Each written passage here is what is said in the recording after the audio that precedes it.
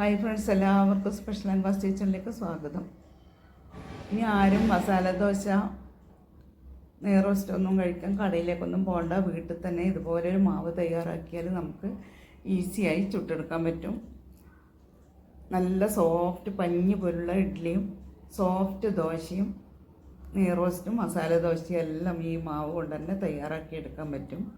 ഇതുപോലെ അരച്ച് വെച്ചാൽ മതി. കണ്ടില്ലേതാ നല്ല മുരിഞ്ഞ നെയ്റോസ്റ്റ് ചുട്ടെടുത്തിട്ടുണ്ട്. ഇത് തയ്യാറാക്കാൻ വേണ്ടി ഒരു പാത്രത്തിലേക്ക് 1 കപ്പ് ഉഴുന്നുപരിപ്പ്, 2 കപ്പ് ഇഡ്ഡലി അരി, 1 കപ്പ് പച്ചരി, 1 ടീസ്പൂൺ ഉലുവ.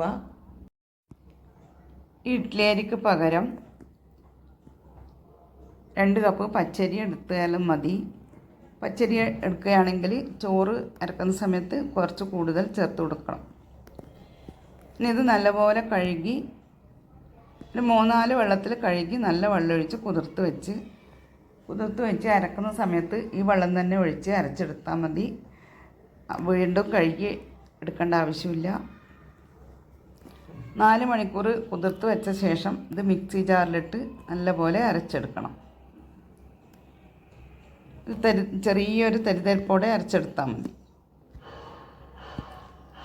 2-3 പ്രാവശ്യം അരച്ചെടുത്തിട്ടുണ്ട്. ഇനി ഇത് ഒരു പ്രാവശ്യം കൂടെ അരച്ചെടുക്കാനുണ്ട്. അതിലേക്ക് കുറച്ച് വെള്ളം ഒഴിച്ച്, കുതിർത്ത് വെച്ച വെള്ളം തന്നെയാണ് ഒഴിച്ചു കൊടുക്കുന്നത്. ആ വെള്ളം ഒഴിച്ച് 1/2 കപ്പ് ചോറും ചേർത്ത് ഇതിലേക്ക് ആവശ്യത്തിനുള്ള ഉപ്പും ഈ സമയത്ത് തന്നെ ചേർത്ത് കൊടുക്കുന്നുണ്ട്. ഉപ്പും ചേർത്ത് അരച്ച് ഇതിലേക്ക് ഒഴിച്ചു കൊടുത്ത് ഇനി ഇതെല്ലാം കൂടെ നല്ലപോലെ ഒന്ന് മിക്സ് ചെയ്തെടുക്കണം. 2 മിനിറ്റ് മിക്സ് ചെയ്ത് വെക്കണം.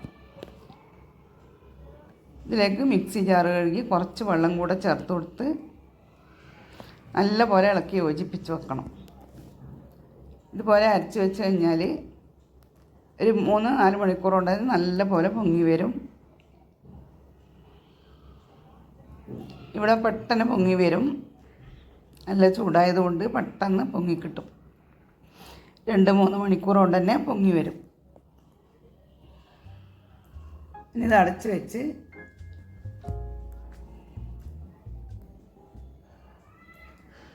ഒരു 3 മണിക്കൂർ കൊണ്ട് തന്നെ നല്ലപോലെ പൊങ്ങി വന്നിട്ടുണ്ട്.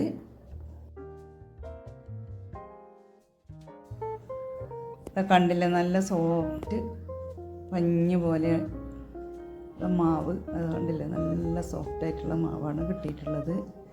ഇതിവിടെ പെട്ടെന്ന് പൊങ്ങി കിട്ടും. 2-3 മണിക്കൂർ കൊണ്ട് തന്നെ പൊങ്ങി വന്നിട്ടുണ്ട്. ഇനി ഒരു തവ ചൂടാവുന്നുണ്ട്. ചൂടാവുന്ന സമയത്ത് ഒരു തവി മാവ് കോരി ഒഴിച്ച് നെയ്റോസ്റ്റ് ചുട്ടെടുക്കാം. വളരെ നേരിയതായിട്ട് ഇത് ചുട്ടെടുക്കാൻ പറ്റും. ഇത് കണ്ടില്ലേ.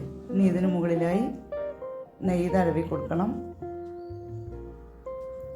കുറച്ച് നെയ്യ് കൂടുതൽ ചേർത്ത് കൊടുക്കാം. നെയ്യ് റോസ്റ്റ് ആയതുകൊണ്ട് 2 മിനിറ്റ് കൊണ്ട് നെയ്യ് റോസ്റ്റ് റെഡിയായി കിട്ടും.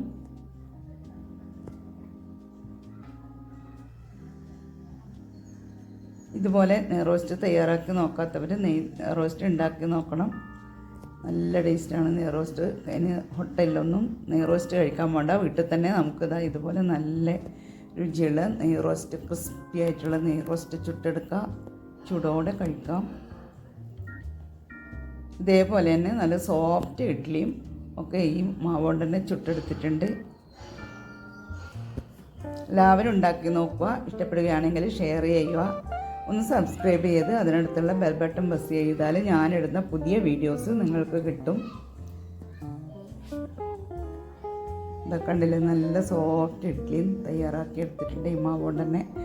ഇത് ഫ്രിഡ്ജിൽ വെച്ചാൽ നമുക്ക് കുറേ ദിവസം ഇതേപോലെ ചുട്ടെടുക്കാൻ പറ്റും.